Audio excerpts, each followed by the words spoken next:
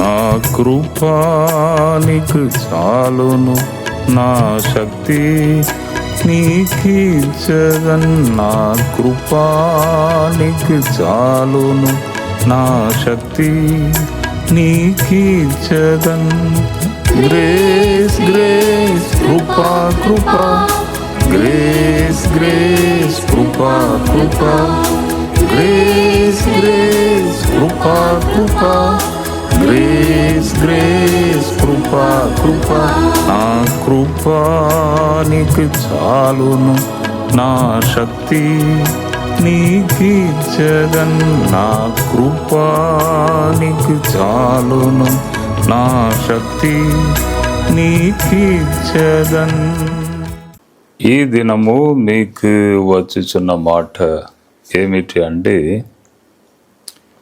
కొన్నిసార్లు మనుషులు ఏం చెప్తారంటే, దేవా ఇది తీసివేయి, ఈ నిందను తీసివేయి, ఈ బాధను తీసివేయి, ఈ కష్టాలను తీసివేయి, ఈ అప్పులను తీసివేయి, ఈ రోగమును తీసివేయి అని దేవునితో భరించలేని ఒక స్థితి వచ్చినప్పుడు, అప్పుడు తప్పకుండా ప్రజలు అలా చెప్తూ ఉంటారు. భరించలేకపోయినప్పుడు దేవా అని వారికి తెలియకుండానే వారి యొక్క నోరు అలా మాట్లాడుతుంది. ఒక వ్యక్తి బైబిల్ గ్రంథంలో అలా చెప్పాడు, గొప్ప రాజు. కీర్తన 39:10 నీవు పంపిన తెగులు నా మీద నుండి తొలగింపుము, నీ చేతి దెబ్బల వలన నేను క్షీణించుచున్నాను. భరించలేకపోతున్నానయ్యా, నీ దెబ్బల వలన నీవు పంపించిన ఈ తెగులును తీసివేయి అని ఆ గొప్ప రాజు ఇలా ప్రార్థన చేశాడు.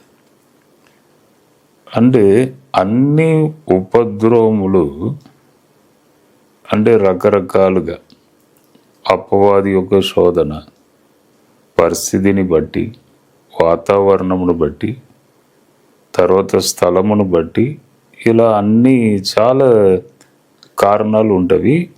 ఒక కారణం దేవుడే అనుమతించాడు, దానిని ఎవరు ఏం చేయలేరు.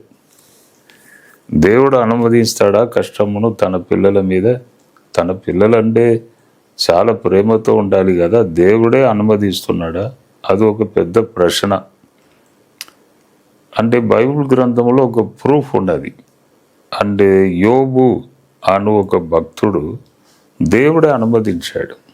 అపవాది వచ్చి పెర్మిషన్ అడుగుచున్నాడు, నువ్వు కంచె వేసి కాపాడుచున్నావు కదా, ఆ కంచెను కొద్దిగా తొలగిస్తే నేను ఆయన సంగతి చూస్తా. ఇక దేవుడు వద్దు, నాకేం వద్దని వెళ్ళిపోతాడు. వెంటనే దేవుడు అన్నాడు, అలా పోడు, నా మార్గంలో నడుచుచున్న వ్యక్తి నన్ను గట్టిగా పట్టుకుంటాడు కానీ నన్ను విడిచిపోడు అని చెప్పగానే ఒక టెస్ట్, శోధన కొరకు అపవాదికి పెర్మిషన్ ఇచ్చాడు. అంటే దేవుడే ఒక్కొక్కసారి అనుమతిస్తాడండి. అంటే నీవు పంపిన తెగులు తీసివేయి అంటున్నాడు. నీ చేతి దెబ్బల వలన నేను క్షీణించుచున్నాను, భరించలేకపోతున్నాను, పాడైపోతున్నాను, నన్ను బాగు చేయి, నా బాధను తీసివేయి అని అంటున్నాడు. మనలో కూడా చాలామంది ప్రాబ్లమ్స్, సమస్యలు, టెన్షన్ వాటి మధ్య నలిగిపోయినప్పుడు ఇటువంటి మాటలు తప్పకుండా వస్తూ ఉంటవి. మనం మనుషులమే కదా. అందుకే 2000 సంవత్సరాల క్రితం మన కష్టాలు, బాధల్ని అర్థం చేసుకొనుటకు, భరించుటకు, అర్థము చేసుకొని మనకు సహాయం చేయుటకు దైవ కుమారుడుగా యేసు ఈ లోకానికి వచ్చాడు. దేవుడే నర రూపమెత్తి ఈ లోకానికి వచ్చాడు. దేవుడు ఒక్కడే, కానీ 3 విధములుగా తన్ను ఈ లోకానికి కనపరచెను. ఫస్ట్ ఫాదర్, ఆయనను ఎవరు చూడలేరు. గొప్ప శక్తి, చూడరాని తేజస్సులో ఆయన మాత్రమే అమరత్వం గలవాడై ఉన్నాడు. అంత గొప్ప శక్తి. ఆయన నరుడుగా ఈ భూమికి మనము చూచినట్లు నర రూపమెత్తి తన్ను తగ్గించుకొని వచ్చాడు. తర్వాత ఇప్పుడు ఆత్మస్వరూపిగా ఉన్నాడు. మనతో ఉండి, మనలో ఉండి మనల్ని నడిపిస్తున్నాడు. 3 విధాలుగా దేవుడు తన్ను ఈ లోకానికి కనపరిచాడు. ఆ ప్రభు అయిన యేసు మనకు మాదిరిని చూపించాడు. ఆయన కూడా ఒకసారి తీసివేయి అని ప్రార్థన చేశాడు. ఆయనే మనకు మాదిరి. గెత్సేమనే తోటకు వెళ్ళి అక్కడ బహు దుఃఖముతో, ఎందుకంటే ఇంక సిలువ వేయబడాలి, ఇంక వారందరూ కొడతారు, హింస పెడతారు, శరీరములు చీల్చి వేస్తారు, ఇంకా రక్తం అంతా చిందించాలి. దాని కొరకే ఒక గొర్రె పిల్ల వలె ఈ లోకానికి దేవుడే నరరూపం ఎత్తి వచ్చాడు. ఇప్పుడు అది అన్నీ జరగాలి. దానికంటే ముందు గెత్సేమనే తోటకు వెళ్ళి అక్కడ ప్రార్థన చేస్తున్నాడు. ఏం ప్రార్థన చేస్తున్నాడంటే, తండ్రి, ఈ గిన్నె నా యొద్ద నుండి తొలగిపోనిము, దీనిని తీసివేయి. ఈ గిన్నె, ఈ పాత్ర, నేను ఇప్పుడు వెళ్ళి మునుగాలి కదా ఈ పాత్రలో, అది తీసివేయి. ఎందుకంటే ఇంక భరించలేని బాధ ఉంటుంది అని చెప్పి తీసివేయమని ప్రార్థన చేస్తున్నాడు. అక్కడ దావీదు చేశాడు, ఇక్కడ నరుడుగా ఈ లోకానికి వచ్చిన దైవ కుమారుడు చేశాడు. మనకు ఒక మాదిరి. అటువంటి ఒక పరిస్థితిని కూడా ఆయన అనుభవించాడు. అదే అక్కడ అర్థం అదే. కాబట్టి మనం అటువంటి స్థితిలో ఉన్నప్పుడు మనల్ని అర్థం చేయగలడు, వెంటనే సహాయం చేయగలడు అనే సత్యము అక్కడ దాగి ఉన్నది. తర్వాత ఏం ప్రార్థన చేశాడు? తీసివేయమని ప్రేయర్ చేశాడు. 3 సార్లు వెళ్ళి అదే మాటను మరీ చెప్పాడంట. ఆ తర్వాత ఏం చెప్పాడు? నీ చిత్తం కానిమ్ము. ఫస్ట్ తీసివేయమన్నాడు, తర్వాత నీ చిత్తం కానిమ్ము. ఆ ప్రార్థన చేయడం వలన ఎటువంటి ఉపయోగము ప్రభుకు జరిగింది, ఎటువంటి మేలు ప్రభుకు జరిగింది, అది చాలా ముఖ్యం.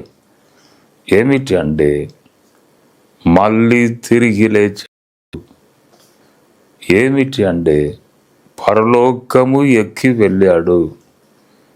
ఏమిటి అంటే తండ్రి కుడి పార్శ్వమున గంభీరముగా గొప్ప స్థానమును సంపాదించుకున్నాడు. 3 జరిగింది.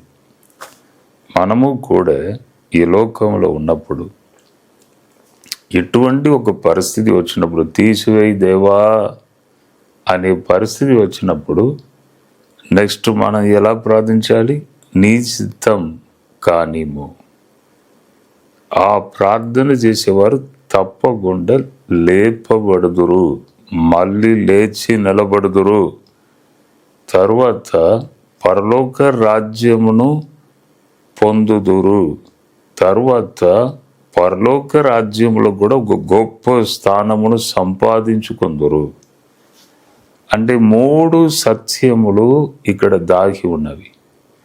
కాబట్టి ఈ మాటలను వినిచిన ప్రియ సహోదరుడా, సహోదరి, ఏదైనా కష్టం వచ్చినప్పుడు కూడా భరిస్తూ ఇలా ప్రార్థన చేస్తే, ప్రభు చేసినట్టు చేస్తే తప్పకుండా ఈ 3 బెనిఫిట్స్, గొప్ప గొప్ప కార్యాలను మనము పొందగలం. నేను కూడా హెల్త్లో చాలా కష్టపడ్డాను, మీ అందరికీ తెలుసు. నేను నిలబడి వాక్యం చెప్పలేక కూర్చొని కొన్ని సంవత్సరాలు నేను బోధించాను, కష్టపడ్డాను. నేను కూడా అప్పుడప్పుడు ప్రభుతో అడిగాను, ప్రభువా ఈ బలహీనతను తీసివేయి, ఈ బాధను తీసివేయి. అప్పుడు పౌలు అడిగాడు, 3 సార్లు అడిగాడంట, దేవా ఈ ముళ్ళును తీసివేయి, ముళ్ళుగా ఉన్నది తీసివేయి. అప్పుడు ప్రభు చెప్పాడు, నా కృప నీకు చాలయ్యా, ముళ్ళునేం పట్టించుకోకు, నా కృప నీతో ఉన్నది, అది చాలు. నేను కూడా అడిగాను, దేవా ఈ బాధను తీసివేయి, బలహీనతను తీసివేయి, నిలబడి మాట్లాడుటకు శక్తి కావాలయ్యా, తీసివేయి, తర్వాత నీ చిత్తం కానిమ్ము. ఏం జరిగింది? మళ్ళీ తిరిగి నిలవబెట్టారు. పునరుత్థానం. మళ్ళీ తిరిగి నిలవబెట్టాడు. మళ్ళీ పరలోకం గురించి బోధించుటకు శక్తి ఇచ్చాడు. మళ్ళీ నూతన కృపనిచ్చాడు. అప్పుడు నాకు ఈ గిఫ్ట్ అంటే దానియేలుకి దేవుడు ఆ దర్శనము చూసే గ్రేస్ ఇచ్చాడు.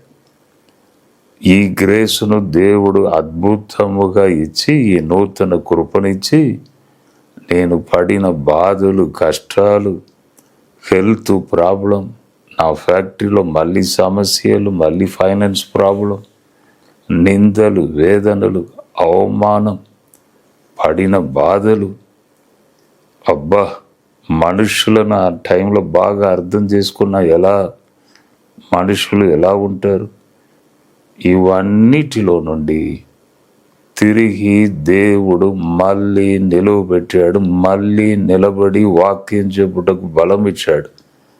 అందుకే మీతో నేను మాట్లాడుచున్నాను. ఇటువంటి ఏదైనా పరిస్థితి వచ్చినప్పుడు కూడా ఓపికతో సహిస్తూ, దేవా నీ చిత్తం అని చెప్పండి.